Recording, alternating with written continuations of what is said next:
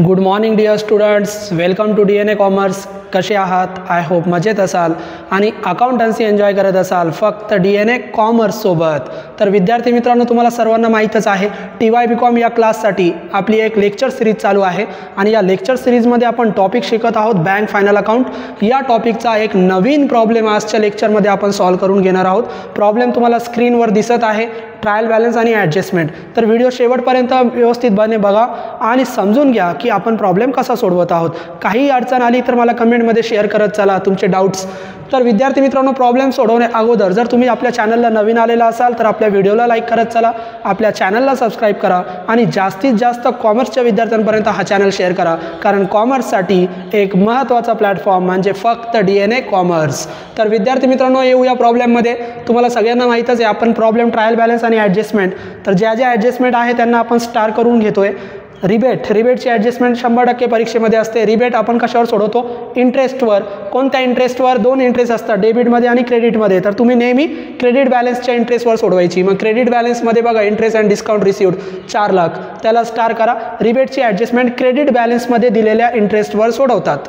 Provision for bad and doubtful debts RDD आपण सोडवतो, loan cash credit overdraft, त्याला star करा. प्रोव्हाइड ₹20,000 फॉर टॅक्सेशन रिझर्व, टॅक्सची adjustment आपण डायरेक्ट सोडवतो, स्टार करण्याची गरज नाही.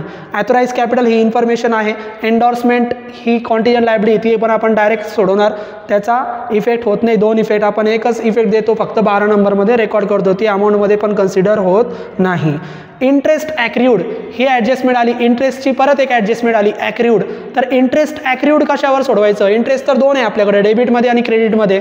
तर मी तुम्हाला आत्ताच सांगितलं, इंटरेस्ट ॲक्र्यूडची ॲडजस्टमेंटसुद्धा क्रेडिट बॅलन्समध्ये दिलेल्या इंटरेस्टवरच सोडवायची, डेबिट बॅलन्समध्ये दिलेल्या इंटरेस्टवर सोडू नका. म्हणजे डेबिटमध्ये दिलेल्या इंटरेस्टवर कोणतीच ॲडजस्टमेंट सोडवत नाही.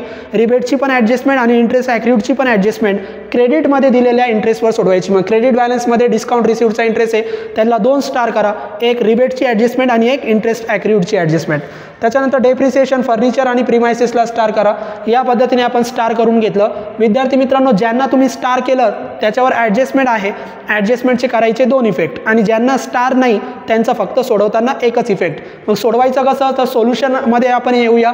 सोल्युशनमध्ये अगोदर तुम्ही 2 फॉर्मॅट तयार करून ठेवायचे. बॅलन्स शीटचा फॉर्मॅट ॲज ऑन 31 मार्च 2025. फॉर्मॅटमध्ये 2 पार्ट असतात, कॅपिटल लायबिलिटी आणि असेट. 12 शेड्यूल बॅलन्स शीटमध्ये, उरलेले 4 प्रॉफिट अँड लॉसमध्ये, 13, 14, 15, 16 आणि प्रोव्हिजन अँड कॉन्टिन्युएन्सी. त्याच्यानंतर प्रॉफिट अँड लॉस 3रा पार्ट आणि 4था part appropriation. Profit and loss नंतर 3-4 लाईन सोडा, ॲप्रोप्रिएशन नंतर 4-5 लाईन सोडा, संपलं फॉर्मॅट. फॉर्मॅट तयार झाल्यानंतर वर्किंग नोट तयार करा. 16 शेड्यूल आहे, त्याच्यापैकी आपण कॉन्टिजंट लायबिलिटीची वर्किंग नोट बनवत नाही, म्हणजे 15 वर्किंग नोट बनवायच्या आणि प्रत्येक वर्किंग नोटला जागा किती सोडायची ते मी तुम्हाला सांगितलेलं आहे. त्या पद्धतीने जागा सोडत चला. सगळ्यात जास्त जागा 2 नंबर वर्किंग नोटला सोडत चला, कारण ती आपण शेवटी क्लोज करतो. तर आपण वर्किंग नोट तयार केल्या, फॉर्मॅट तयार केल्या. आता सोडवायचा प्रॉब्लेम. मग प्रॉब्लेम सोडवताना असं सिक्वेन्स वाईज सोडवायचं नाही, तर आपली टेक्निक काय आहे? अगोदर सगळे क्रेडिट बॅलन्स सोडवायचे आणि ते झाल्यानंतर सगळे डेबिट सोडवायचे आणि उरलेल्या ॲडजस्टमेंट सोडवायच्या. तर क्रेडिट बॅलन्स आणि डेबिट बॅलन्स सोडवताना हा नियम लक्षात ठेवा आणि या नियमाप्रमाणे सोडवा. मग जितके पण क्रेडिट बॅलन्स आहे ते एकतर इन्कम असतील किंवा लायबिलिटी असतील. मग इन्कम म्हणजे 2 शेड्यूल आहे इन्कमचे, 13 आणि 14, आणि लायबिलिटीचे 5 शेड्यूल आहे, 1 ते 5. मग जोपर्यंत आपण क्रेडिट बॅलन्स सोडवत आहोत तोपर्यंत तुम्हाला जर ते इन्कम वाटलं तर 13 आणि 14 मध्ये रेकॉर्ड करा, आणि लायबिलिटी वाटल्या तर 1 ते 5, म्हणजे 1 ते 5 वर्किंग नोट आणि 13 आणि 14 याच वर्किंग नोट आपण क्रेडिट बॅलन्ससाठी सोडवणार. बाकीच्या वर्किंग नोटला हात पण लावायचं नाही. तर बघा, आता फक्त चेक करा. क्रेडिट बॅलन्समध्ये कॅपिटल, तुम्हाला माहिती आहे कॅपिटल लायबिलिटी आहे, आणि लायबिलिटीसाठी किती वर्किंग नोट आहे? 1 ते 5. 1 ते 5 पैकी पहिलीच लायबिलिटी कॅपिटलची आहे, पहिलीच शेड्यूल आपण कॅपिटलसाठी बनवतो. मग सगळे कॅपिटल आपण पहिल्या वर्किंग नोटमध्ये लिहितो. बॅलन्स शीट ट्रायल बॅलन्समध्ये जो दिला आहे तो सबस्क्राईब कॅपिटल आहे. आपण अगोदर ॲथोराइज कॅपिटल इथं दिलेलं आहे बघा. मग ॲथोराइज कॅपिटलने सुरुवात करा. मग इथे लिहूया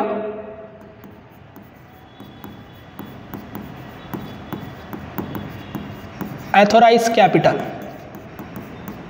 आणि ॲथोराइज कॅपिटलची जी इन्फॉर्मेशन दिली तशीच कंसामध्ये लिहा.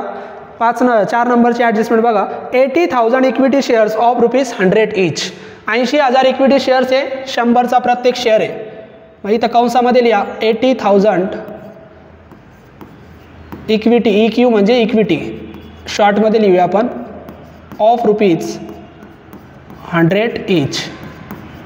मग कॅल्क्युलेटरवर करा 80,000 गुणिले 100. मग 80,000 गुणिले 100 केलं तर उत्तर येतं तुमचं 80 लाख. 80 लाख. ॲथोराइज कॅपिटलची टोटल आपण टोटल कन्सिडर करत नाही, डबल अंडरलाईन करत. आपण विचारात कोणता कॅपिटल घेतो? ट्रायल बॅलन्सचा. कोणता दिलाय? Subscribe capital. मग नंबर 2 हा आपला महत्त्वाचा कॅपिटल आहे ट्रायल बॅलन्सचा, सबस्क्राईब कॅपिटल. मग हा कॅपिटल तुम्ही व्यवस्थित लिहा. आणि त्याची इन्फॉर्मेशन काय दिली? 40,000 इक्विटी शेअर आणि प्रत्येक शेअर 100चा. मग कंसामध्ये ती इन्फॉर्मेशन आहे तशी लिहायची, 40,000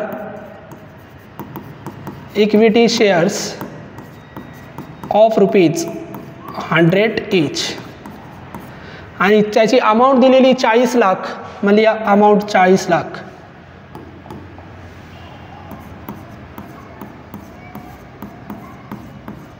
आणि टोटल करून टाका. याच्यामध्ये फक्त कॅपिटल येतं. मग कॅपिटल पहिली वर्किंग नोट लगेच क्लोज करायची. जे जे क्लोज करता येईल ते लगेच क्लोज करायचे. पहिल्या वर्किंग नोटची टोटल आली 40 लाख. मग फॉर्मॅटमध्ये या आणि 1 नंबरच्या समोर लिहा 40 लाख. 1 नंबरच्या समोर आपण लिहिले 40 लाख. 1 नंबरमध्ये फक्त कॅपिटल लिहितात, कॅपिटल आपण लिहिलं. त्याच्यानंतर क्रेडिट बॅलन्स, स्टॅच्युटरी रिझर्व. सर्व रिझर्व लायबिलिटी असतात. लायबिलिटी म्हणजे 1 ते 5. मग 1 ते 5 पैकी 2 नंबरमध्ये सगळे रिझर्व आणि सगळे फंड लिहितो आपण. आणि रिझर्वची सुरुवातच स्टॅच्युटरी रिझर्वने आपण करतो. मग इथे लिहा स्टॅच्युटरी रिझर्व.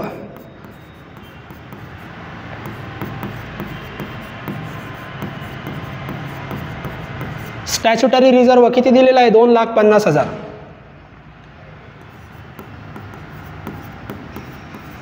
$2,50,000. एक एकच इफेक्ट करायचा. ॲडजस्टमेंट असेल तर 2 इफेक्ट. परत जनरल रिझर्व लायबिलिटी आहे. सगळे लायबिलिटी रिझर्व आपण 2 नंबरमध्ये लिहितो. स्टॅच्युटरी रिझर्व खाली 1 लाईन सोडा, कारण आपण ते 20% तिथं ट्रान्सफर करतो. मग 2 नंबर जनरल रिझर्व 1 लाईन सोडा. General reserve. मग जनरल रिझर्व प्रॉब्लेमवर पण नजर ठेवा विद्यार्थी मित्रांनो. जनरल रिझर्व किती आहे? 1,50,000. General reserve 1,50,000. त्याच्यानंतर परत डेबिट बॅलन्स सुरू झाले. डेबिट बॅलन्स सोडून द्या. आत्ता सध्या क्रेडिट बॅलन्सेस घ्या. मग परत इथं क्रेडिट बॅलन्स बघा, इथून सुरू झाले. Interest and discount received. तुम्हाला माहिती आहे क्रेडिटमध्ये दिलेला इंटरेस्ट, क्रेडिटमध्ये दिलेला इंटरेस्ट आपला इन्कम आणि डेबिटमध्ये दिलेला इंटरेस्ट आपला एक्सपेन्सेस. मग क्रेडिटमध्ये दिला तर 13 नंबरमध्ये रेकॉर्ड करायचं आणि डेबिटमध्ये इंटरेस्ट आला तर 15 नंबरमध्ये. कारण 13 नंबर आणि 15 नंबर फक्त इंटरेस्टसाठी बनवतात. 13 नंबर क्रेडिटच्या इंटरेस्टसाठी आणि 15 नंबर डेबिटमध्ये दिलेल्या इंटरेस्टसाठी. मग क्रेडिटमध्ये इंटरेस्ट दिला 13 नंबरमध्ये रेकॉर्ड करा. मग 13 नंबरच्या वर्किंग नोटला या आणि इथे लिहा त्याचं नाव interest and discount received. Interest and discount शॉर्टमध्ये लिहूया रिसिव्ड.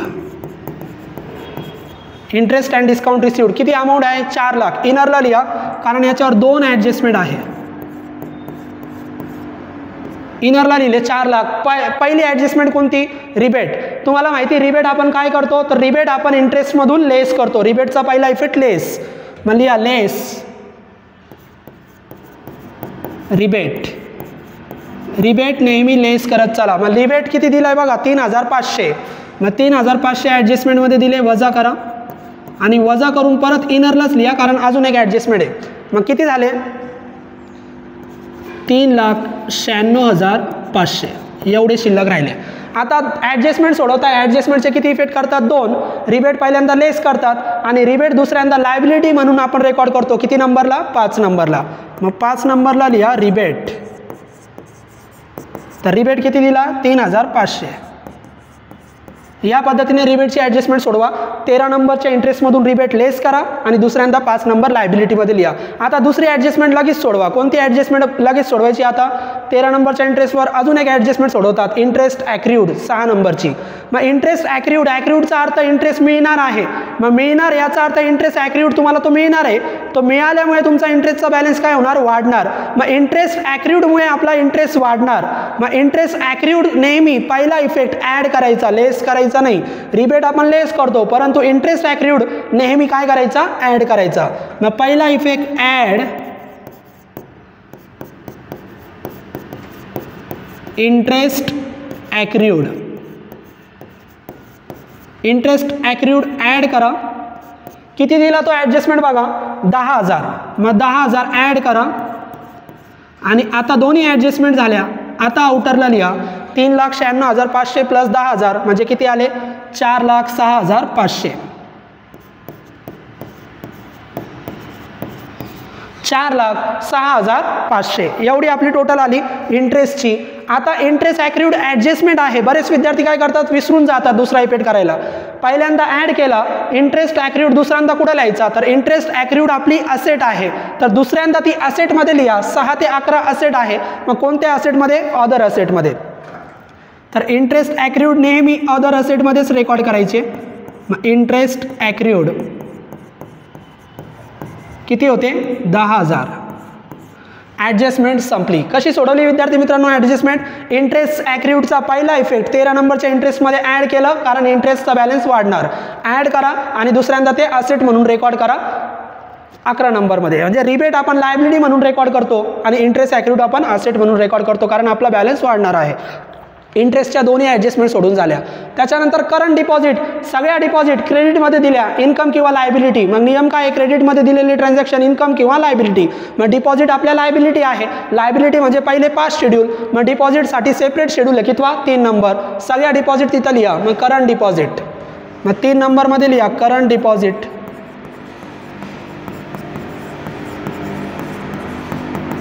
करंट डिपॉझिट किती बघा करंट डिपॉझिट आहे 3 लाख. सगळ्या डिपॉझिट 3 नंबरच्या वर्किंग नोटमध्ये लिहायच्या. Saving bank account saving bank deposit किंवा बँक अकाउंट सुद्धा डिपॉझिटच आहे आपली. Saving bank account saving bank account दिलाय 2 लाख आणि त्याच्यानंतर दिलाय फिक्स डिपॉझिट ती पण इथंच लिहा. फिक्स डिपॉझिट मग फिक्स डिपॉझिट किती दिली 70,000. अजून डिपॉझिट दिल्या का खाली क्रेडिट बॅलन्समध्ये नाही आहे. मग एवढ्या डिपॉझिट दिल्या डिपॉझिट संपल्या याच्यावर ॲडजस्टमेंट नसते डायरेक्ट टोटल करून टाका. ज्या ज्या क्लोज करता येईल त्या क्लोज करत चला. मग किती टोटल आली 5,70,000. मग 3 नंबरची टोटल फॉर्मॅटमध्ये लिहा 3 नंबर समोर 5,70,000. तर 3 नंबरची टोटल विद्यार्थी मित्रांनो आपण लिहिली 5,70,000. त्याच्यानंतर परत प्रॉब्लेममध्ये या डिपॉझिट झाल्या. डिपॉझिट नंतर कमिशन अँड ब्रोकरेज क्रेडिटमध्ये दिलं. क्रेडिटचा नियम काय क्रेडिटमध्ये दिलेले ट्रान्झॅक्शन इन्कम किंवा लायबिलिटी. मग कमिशन लायबिलिटी नाही आहे इन्कम आहे. मग इन्कमसाठी 2 शेड्यूल असतात 13 आणि 14. 13 हा फक्त इंटरेस्टसाठी असतो. मग सगळे इन्कम किती नंबरमध्ये 14 नंबरमध्ये. मग चला 14 नंबरमध्ये रेकॉर्ड करू कमिशन अँड ब्रोकरेज. मग 14 नंबरमध्ये रेकॉर्ड करा.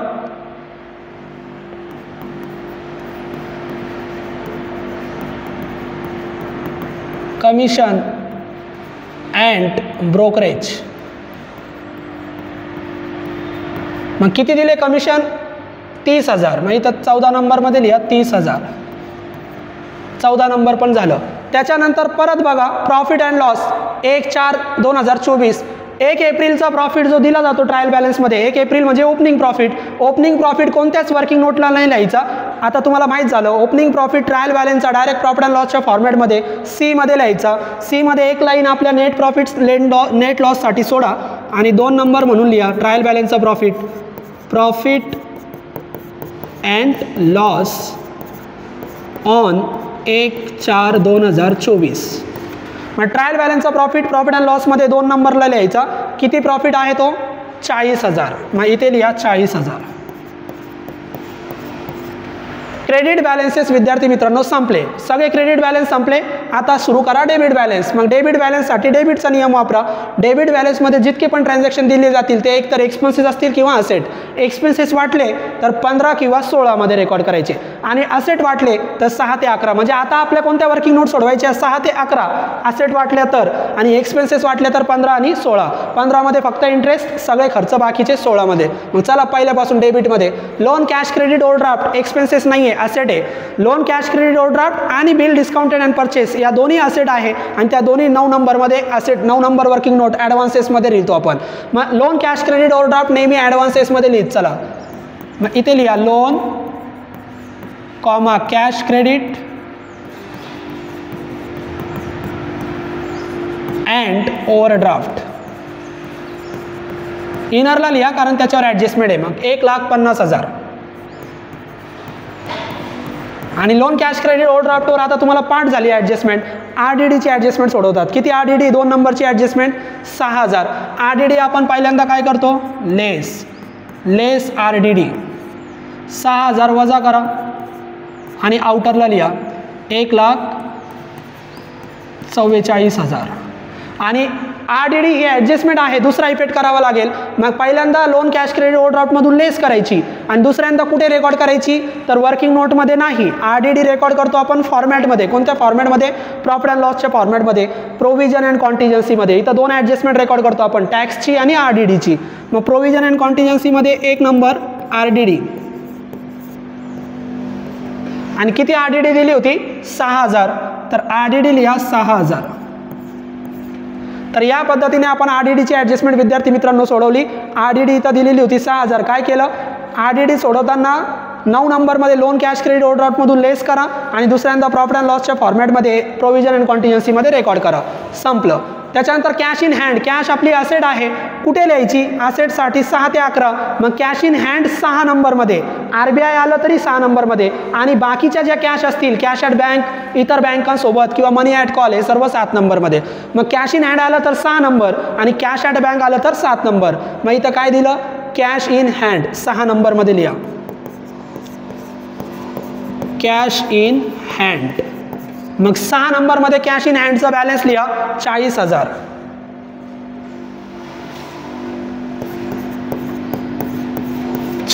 एकच इफेक्ट करायचा कारण ॲडजस्टमेंट नाही आहे. कॅश नंतर शेअर काय आहे? Shares, government security, government bond, या सगळ्या आपल्या असेट आहे आणि या आपण गुंतवणूक करतो, इन्व्हेस्टमेंट. मग 6 ते 11 मध्ये इन्व्हेस्टमेंट सेपरेट आहे आपल्याकडे.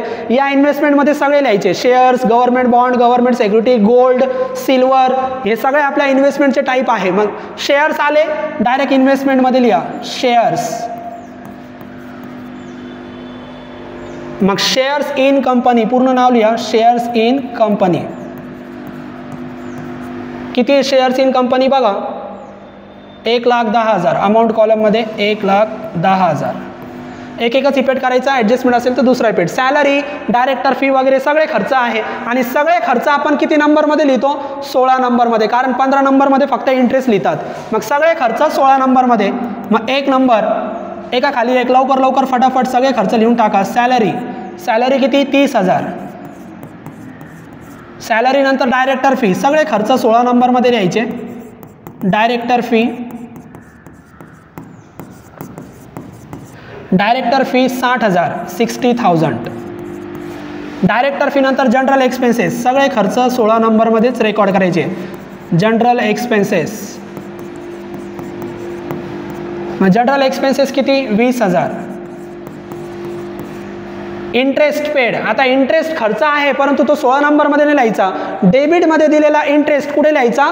15 नंबरमध्ये. मी तुम्हाला सांगितलं क्रेडिट बॅलन्समध्ये दिलेला इंटरेस्ट 13 नंबरमध्ये आणि डेबिटमध्ये दिलेला इंटरेस्ट 15 नंबरमध्ये. मग इंटरेस्ट पेड खर्च आहे परंतु ते 15 नंबरमध्ये लिहा. मग इंटरेस्ट पेड. मग किती नंबर? Interest paid 90,000. मग 90,000 आपलं आलं. याच्यामध्ये फक्त इंटरेस्ट येतं, या पलीकडे काहीच येत नाही. इंटरेस्ट पेड झालं. त्याच्यानंतर इंटरेस्ट पेड नंतर पुढचे डेबिट बॅलन्स, क्रेडिट बॅलन्स झाले. पुढचे डेबिट बॅलन्स इथून सुरू आहे बघा. गव्हर्नमेंट बॉन्ड, मी आत्ताच सांगितलं होतं. Government bond, government security, shares, gold, silver, सगळे आपल्या इन्व्हेस्टमेंट असेट आहे. मग गव्हर्नमेंट बॉन्ड इन्व्हेस्टमेंट म्हणून रेकॉर्ड करा. शॉर्टमध्ये लिहूया गव्हर्नमेंट बॉन्ड्स. मग गव्हर्नमेंट बॉन्ड्स किती दिले? 5 लाख. इन्व्हेस्टमेंटमध्ये रेकॉर्ड करायचे. गव्हर्नमेंट बॉन्ड नंतर bill discount and purchase. 2 asset मी तुम्हाला पाठ करायला सांगितले. लोन कॅश क्रेडिट ओव्हरड्राफ्ट आणि बिल डिस्काउंट अँड परचेस या 9 नंबरमध्ये रेकॉर्ड करतात. मग 9 नंबरमध्ये 2 नंबरचं bill discount and purchase.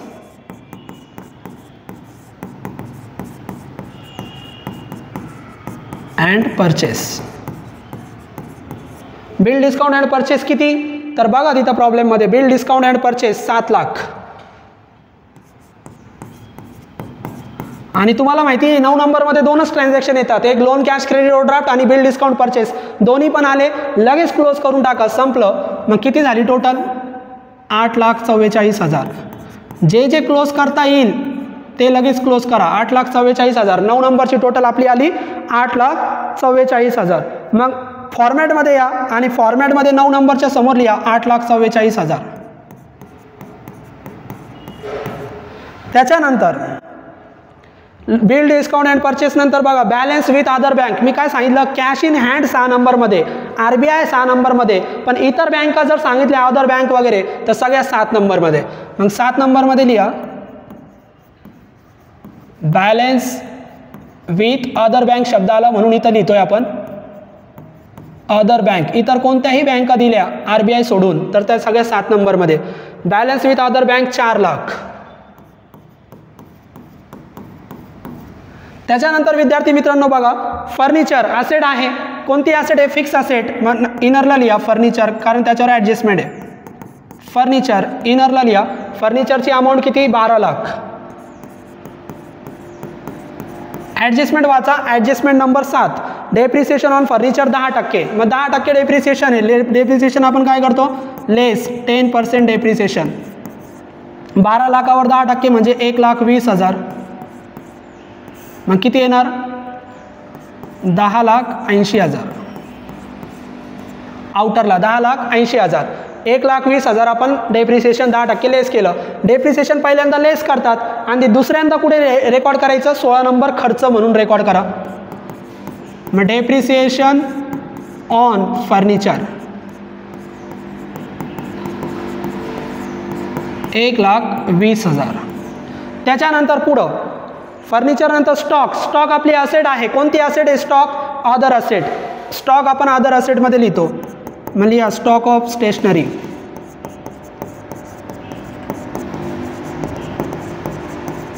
Stock of stationery. मग स्टॉक ऑफ स्टेशनरी बघा किती आहे? Stock of stationery.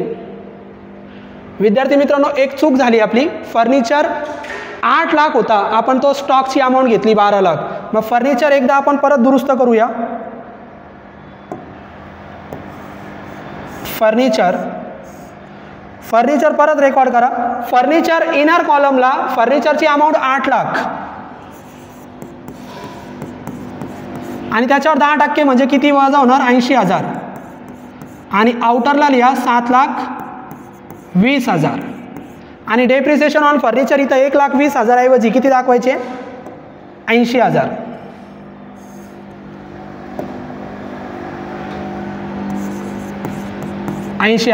By mistake ते स्टॉकचीच अमाऊंट लिहिली गेली. मग 8 लाखमधून 80,000 व डेप्रिसिएशन वजा झालं दुसऱ्यांदा 16 नंबरमध्ये. त्याच्यानंतर इथं स्टॉकची किंमत 12 लाख जी आपण चुकून फर्निचरची लिहिली होती. मग स्टॉकची किंमत लिहा 12 लाख. स्टॉक नंतर ब्रँच ॲडजस्टमेंट अकाउंट. मी थेरीमध्ये शिकवलं होतं ब्रँच ॲडजस्टमेंट अकाउंट डेबिटला पण येऊ शकतो, क्रेडिटला पण येऊ शकतो. ब्रँच ॲडजस्टमेंट अकाउंट जर डेबिटला आला तर असेट, डेबिटला आला तर असेट आणि क्रेडिटमध्ये आला तर लायबिलिटी. एवढं लक्षात ठेवा. मग डेबिटमध्ये आला तर असेट. कोणती असेट? Other asset. आणि क्रेडिटमध्ये आला तर लायबिलिटी. कोणती लायबिलिटी? 5 number liability. मग आता डेबिटमध्ये आला तर असेट म्हणून रेकॉर्ड करा. अदर असेटमध्ये लिहा ब्रँच ॲडजस्टमेंट अकाउंट. अदर असेटमध्ये लिहा कारण डेबिटमध्ये आला 40,000. Branch adjustment account 40,000. क्रेडिटमध्ये आला असता तर लायबिलिटी. म्हणजे ब्रँच ॲडजस्टमेंट अकाउंट इन्कम आणि एक्सपेन्सेस म्हणून रेकॉर्ड करू नका. ब्रँच ॲडजस्टमेंट डेबिटमध्ये आला तर तो असेट म्हणून अदर असेटमध्ये रेकॉर्ड करा. क्रेडिटमध्ये आला तर तो लायबिलिटी म्हणून अदर 5 नंबर लायबिलिटीमध्ये रेकॉर्ड करा. ब्रँच ॲडजस्टमेंट नंतर प्रीमायसेस. प्रीमायसेस असेट आहे, फिक्स असेट. मग इथे लिहा फिक्स असेटमध्ये प्रीमायसेस आणि त्याच्यावर पण ॲडजस्टमेंट आहे डेप्रिसिएशनची. इनरला लिहा 10 लाख. डेप्रिसिएशनची ॲडजस्टमेंट आहे लेस. पहिला इफेक्ट आपण लेस करतो. किती टक्के डेप्रिसिएशन आहे? 5%. 5% डेप्रिसिएशन. मग 10 लाखावर 5% म्हणजे किती येणार? 50,000. 50,000 वजा करा. आउटरला येणार 9,50,000. 9,50,000. डेप्रिसिएशनचा दुसरा इफेक्ट खर्च म्हणून रेकॉर्ड करा 16 नंबरला. डेप्रिसिएशन ऑन प्रीमायसेस किती? 50,000. डेप्रिसिएशन प्रीमायसेस झालं. Cash with RBI. RBI शब्द आला. मी तुम्हाला सांगितलं कॅश इन हँड आणि RBI किती नंबर? 6 नंबरमध्ये. मग इथे लिहा cash with RBI. Reserve bank of इंडियाचा उल्लेख जर झाला तर तो 6 नंबर असेटमध्ये रेकॉर्ड करा, कारण ती कॅश आपली 6 number asset 2,80,000. Cash with RBI नंतर इंटेरिम डिव्हिडंड पेड 20,000. याच्यावर ॲडजस्टमेंट आली का? नाही आली. तर इंटेरिम डिव्हिडंडवर ॲडजस्टमेंट नाही म्हणजे एकच इफेक्ट करायचा. इंटेरिम डिव्हिडंड जर डेबिटला दिला, जर डेबिटला आला तर तो कोणत्याच वर्किंग नोटला रेकॉर्ड करू नका. मी पहिल्या प्रॉब्लेममध्ये शिकवलं होतं, डायरेक्ट ॲप्रोप्रिएशनला रेकॉर्ड करा डेबिटला आला तर. आणि डिव्हिडंड जर क्रेडिटला आला तर तो लायबिलिटी म्हणून रेकॉर्ड करा 5 नंबरला. क्रेडिटला आला तर 5 नंबरला रेकॉर्ड करा लायबिलिटी म्हणून, आणि डेबिटला आला तर फॉर्मॅटमध्ये रेकॉर्ड करा ॲप्रोप्रिएशनमध्ये एकदाच, जर ॲडजस्टमेंट नसेल तर. मग आता ॲडजस्टमेंट नाही आहे, एकदाच रेकॉर्ड करा आणि एकदा रेकॉर्ड करायचं फॉर्मॅटमध्ये. मग ॲप्रोप्रिएशन D नंबर आपला आहे, तिथे लिहा इंटेरिम डिव्हिडंड. Interim dividend. आणि किती दिला तो इंटेरिम डिव्हिडंड? 20,000. मग इथे D मध्ये प्रॉफिट अँड लॉसच्या शेवटचा पार्ट आहे इंटेरिम डिव्हिडंड, तिथं रेकॉर्ड करा. आणि जर हा डेबिटमध्ये आला म्हणून D मध्ये रेकॉर्ड करायचा, क्रेडिटमध्ये आला तर 5 नंबर लायबिलिटी, आणि ॲडजस्टमेंट असेल तर 2 इफेक्ट सोडवायचे. आता एकच इफेक्ट करा D मध्ये. संपलं ट्रायल बॅलन्स. ट्रायल बॅलन्स संपला. आता ॲडजस्टमेंट चेक करा कोणकोणत्या राहिल्या. रिबेट झालं, provision for bad debt, doubtful debts RDD झालं, 20,000 टॅक्सेशन रिझर्व ती राहिली. टॅक्सची ॲडजस्टमेंट कशी सोडवायची? तर टॅक्सचा पहिला इफेक्ट, टॅक्स आपली लायबिलिटी आहे, मग लायबिलिटी म्हणजे 5 नंबर वर्किंग नोट. मग 5 नंबर वर्किंग नोटला पहिला इफेक्ट टॅक्स. मग किती टॅक्स आहे बघा तिथं ॲडजस्टमेंटमध्ये 20,000. मग पहिला इफेक्ट 5 नंबर लायबिलिटीला लिहा, आणि दुसरा इफेक्ट कोणत्याच वर्किंग नोटला करू नका, डायरेक्ट फॉर्मॅटला प्रोव्हिजन अँड कॉन्टिजन्सीमध्ये RDD आणि टॅक्स इथं लिहितो आपण. मग इथं लिहा टॅक्स 20,000. तर टॅक्सचे 2 इफेक्ट काय? तर टॅक्स पहिला इफेक्ट लायबिलिटी म्हणून रेकॉर्ड करा 5 नंबरला, आणि दुसरा इफेक्ट प्रोव्हिजन अँड कॉन्टिजन्सी फॉर्मॅटमध्ये रेकॉर्ड करा. टॅक्सची पण ॲडजस्टमेंट झाली. या व्यतिरिक्त विद्यार्थी मित्रांनो अजून कोणते ॲडजस्टमेंट बाकी आहे बघा. प्रॉब्लेम थोडा मोठा करू आपण. टॅक्स झाला. ॲथोराइज कॅपिटल आपण पहिल्या नंबरला लिहिलं, इन्फॉर्मेशन आहे ती. Endorsement, endorsement, bill for collection हे शब्द जर आले, ॲक्सेप्टन्स वगैरे, तर ती कॉन्टिजंट लायबिलिटीची ॲडजस्टमेंट आहे. डायरेक्ट फॉर्मॅटमध्ये इथं लिहायचं कॉन्टिजंट लायबिलिटीमध्ये एंडॉर्समेंट. बॅलन्स शीटच्या फॉर्मॅटला शेवटी लिहा एंडॉर्समेंट. किती दिली अमाऊंट? 3 लाख. इथं अमाऊंट लिहा, आणि त्याचा दुसरा इफेक्ट पण होत नाही कारण कॉन्टिजंट लायबिलिटी आपण टोटलमध्ये कन्सिडर करत नाही. संपलं कॉन्टिजंट लायबिलिटी, फक्त इथं शेवटी लिहित चला एंडॉर्समेंट 3 लाख. त्याच्यानंतर इंटरेस्ट ॲक्रिव्ड आपण सोडवलं, डेप्रिसिएशन सोडवलं, सगळे ॲडजस्टमेंट झाल्या, सगळे ट्रायल बॅलन्स झालं. वर्किंग नोट क्लोज करा, ज्या ज्या वर्किंग नोट राहिल्या त्या. मग पहिली वर्किंग नोट क्लोज झाली, दुसरी वर्किंग नोट आपण शेवटी क्लोज करतो, तिसरी वर्किंग नोट क्लोज आहे. चौथ्या वर्किंग नोटमध्ये काहीच नाही आलं, चौथ्या वर्किंग नोटला नील फॉर्मॅटमध्ये या, डॅश करा किंवा नील म्हणा. 5वी वर्किंग नोट क्लोज करा. 20 आणि 3 5,500 म्हणजे किती झाले? 5वी वर्किंग नोटची टोटल 23,500. फॉर्मॅटमध्ये या, 5 नंबर समोर लिहा 23,500. आता टोटल करू नका कारण 2 नंबर आपण क्लोज केलेला नाही. मग 6 ते 11 क्लोज करा.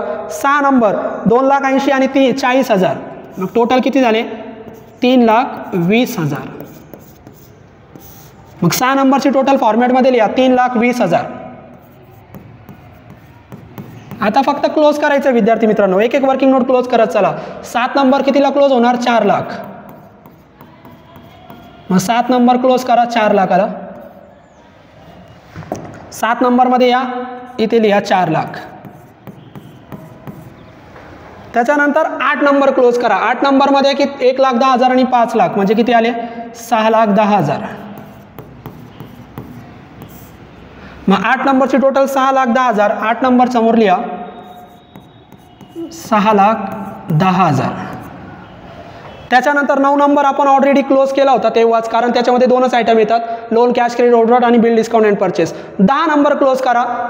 7,20,000 आणि 9,50,000 16,70,000. 10 नंबर क्लोज केली आपण. 10 नंबरची टोटल किती आली विद्यार्थी मित्रांनो? 16,70,000. मग फॉर्मॅटमध्ये या, 10 नंबर समोर लिहा 16,70,000. त्याच्यानंतर 11 नंबरची टोटल करा. 11 नंबरची टोटल किती येणार? 12,50,000.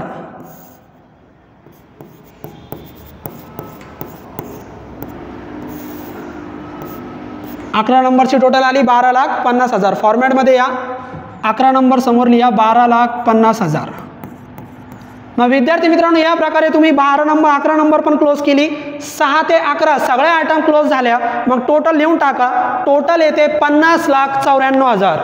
टोटल किती येते कॅल्क्युलेटरवर करा.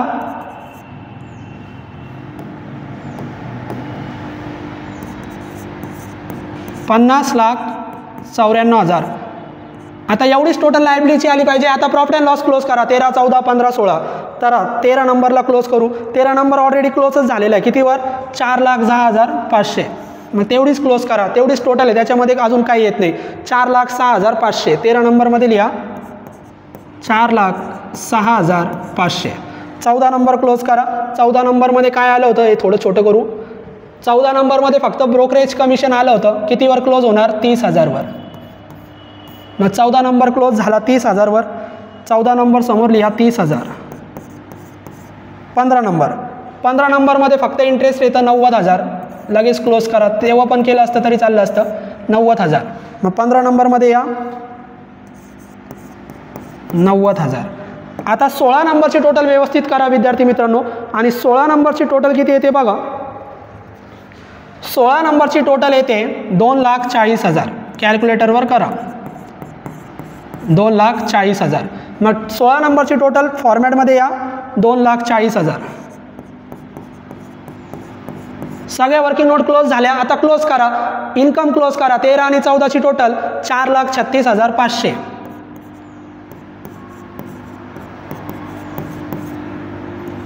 $4,36,500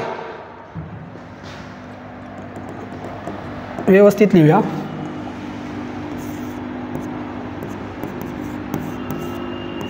आता हे क्लोज करा 15, 16 आणि प्रोव्हिजन कॉन्टिन्युएन्सी. मग बी ची टोटल किती येते बघा.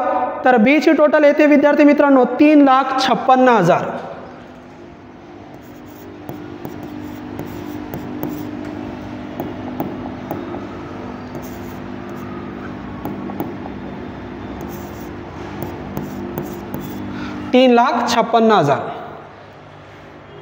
$3,56,000. आता प्रॉफिट शोधायचा.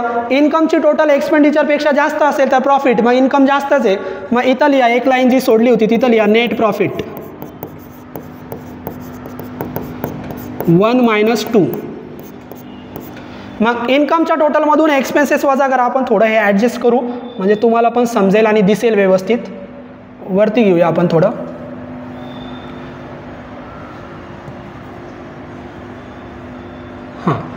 काय करायचं आता 4,36,500 मधून 3,56,000 वजा करा. तुम्हाला प्रॉफिट मिळेल. मग प्रॉफिट किती येतो सांगा मला.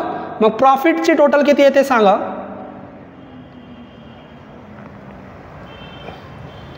4,36,500 मधून 3,56,000 वजा करा. प्रॉफिट किती येतो बघा.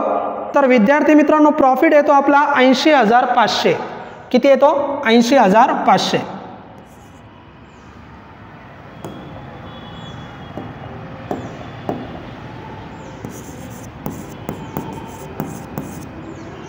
एवढा प्रॉफिट आला. 4,36,500 मधून 3,56,000 वजा केले 80,500 प्रॉफिट आला.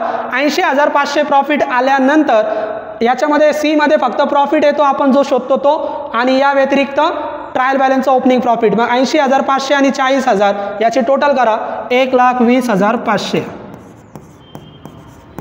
मग सी ची टोटल किती आली 1,20,500. शेवटी आता एक ॲडजस्टमेंट सोडवायची. तुम्ही जो प्रॉफिट शोधला 80,500 त्याच्या 20% रक्कम स्टॅच्युटरी रिझर्व्हला ट्रान्सफर करायची. मग किती टक्के रक्कम 20%. 20% रक्कम स्टॅच्युटरी रिझर्व्हला ट्रान्सफर करा. Statutory reserve. मग 20% काढा कितीवर 80,500 वर. मग 80,500 वर 20% रक्कम किती येते. तर 80,500 वर 20% रक्कम जर आली तर ती येते 16,100. मग ही रक्कम दोन वेळेस ट्रान्सफर करायची. एक डी मध्ये. मग डी मध्ये इथं लिहा 20% स्टॅच्युटरी रिझर्व्ह आणि किती आली ती 16,100. आणि दुसऱ्यांदा हे 20% 2 नंबर वर्किंग नोटला ट्रान्सफर करा. मग 2 नंबर वर्किंग नोटला इथं एक लाईन सोडली होती इथं लिहायचं ॲड 20% ॲडिशन. 2 नंबर वर्किंग नोटला तो 20% ट्रान्सफर करा. किती होता तो 16,100. मग इथे लिहा 16,100. आता डी क्लोज करा विद्यार्थी मित्रांनो. मग कसा डी क्लोज करायचा? सी ची टोटल 1,20,500, त्याच्यातून 20,000 आणि 16,100 वजा करा. डी ची टोटल म्हणजे बॅलन्स मिळेल आपल्याला. मग बॅलन्स किती येतो बघा, बॅलन्स येतो 84,400. आणि हा जो बॅलन्स आला तो बॅलन्स शीटला ट्रान्सफर करा. मग याला नाव द्या balance transfer to balance sheet. मग बॅलन्स शीटला ट्रान्सफर करा. आता बॅलन्स शीटला ट्रान्सफर करण्यापूर्वी याला क्लोज करा. मग याची टोटल सीच्या टोटल एवढीच होईल 1,20,500. करून बघा. आणि आता 2 नंबर वर्किंग नोटला हा बॅलन्स ट्रान्सफर करा 84,400. मग 2 नंबर वर्किंग नोटला लिहा बॅलन्स ऑफ कोणत्या अकाउंटचा बॅलन्स आहे? Profit and loss account. मग प्रॉफिट अँड लॉस अकाउंटचा बॅलन्स किती काढला होता आपण? तो 84,400. मग तो शेवटी 2 नंबर वर्किंग नोटला लिहितात 84,400. आणि आता 2 number working note balance transfer केल्यानंतर क्लोज करा.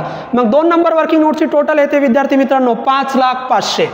करून बघा 5,05,000. आणि 2 नंबर क्लोज झाला, संपला प्रॉब्लेम. फॉर्मॅटमध्ये या 2 नंबरच्या टोटलला लिहा. हे आपलं प्रॉफिट अँड लॉस संपलं. 2 नंबरच्या टोटल 2 नंबरच्या वर्किंग नोटला येऊ आणि 2 नंबरला लिहा 5,05,000.